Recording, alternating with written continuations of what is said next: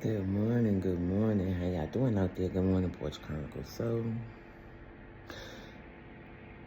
y'all haven't seen me in a couple days, but I ain't been MIA. I just been spending a lot of time with my best friend because he has a lot of stuff going on in his life right now.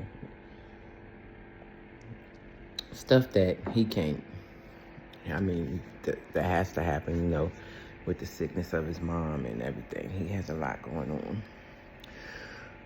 So,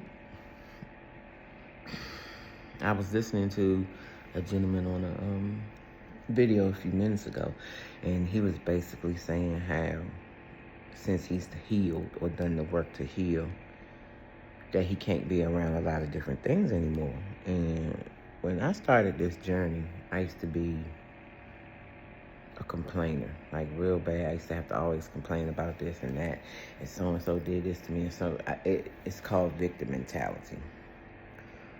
When you need to heal,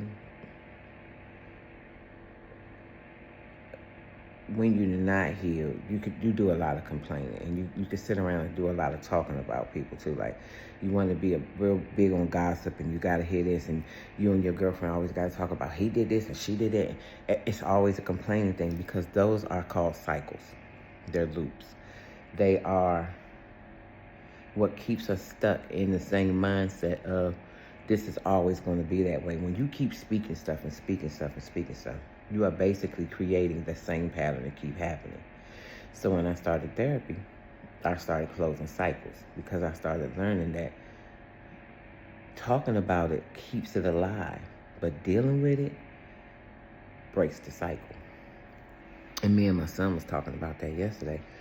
I can't be around, like, it's okay if you tell him, if we're saying, okay, so-and-so having a baby, or so-and-so may have passed away, or somebody getting divorced, that's fine. But when that's all you do is gossip and complain and talk about everything and everyone, that's not a cycle you want to be in. So when I started healing, I had to get away from negative stuff. And it's not that the people, I didn't know I was negative until I started looking at my life and the things that I was saying out my mouth. You don't realize the negativity that's coming out your mouth until you sit there and you go in and you look at what you're really doing and the things you're really saying, or the things you keep repeating. So therapy for me was cutting myself off and doing the work within myself. I had to stop trying to save the whole world because I was the one that needed saving. But I couldn't see that because while I was so busy trying to fix everybody else, I was the one that needed fixing.